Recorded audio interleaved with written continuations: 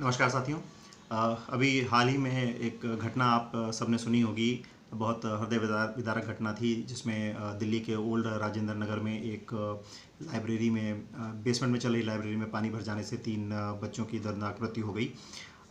उसके बाद हमारे देश में जैसा होता है वैसा ही हुआ।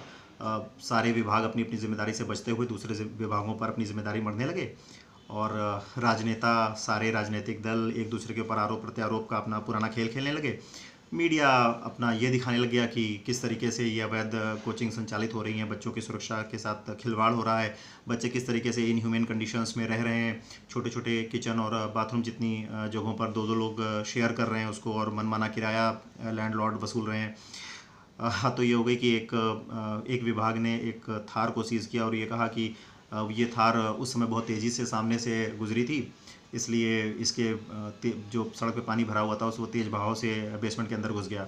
Means it's joke.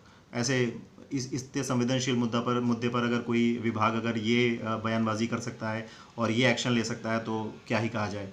हालांकि इन सारे मुद्दों के बीच में एक महत्वपूर्ण बिंदु ये रह गया कि कारण क्या है कि ये बच्चे इतने दूर दूर राज्यों से दिल्ली आते हैं और इतने संघर्षमय वातावरण में अपना जीवन व्यतीत कर रहे हैं। जैसे भेड़ बकरियों की तरह जी रहे हैं, छोटे छोटे कमरों में कई कई लोग शेयर कर रहे हैं।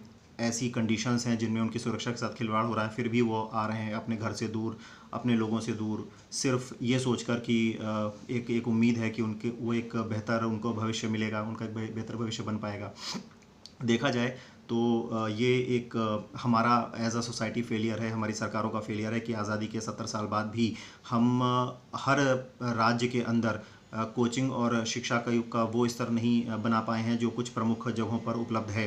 अगर कम से कम हर राज्य की राजधानी में अगर कोचिंग की उतनी ही व्यवस्था हो जितनी कि दिल्ली में है, या कोचिंग्स का लेवल वही हो जो कि दिल्ली में कोचिंग्स का लेवल है, तो शायद इन बच्चों को इतना दूर दिल्ली आकर संघर्ष नहीं करना पड़ेगा और दिल्ली शहर पर ये जो अतिरिक्त दबाव है वो नहीं पड़ेगा।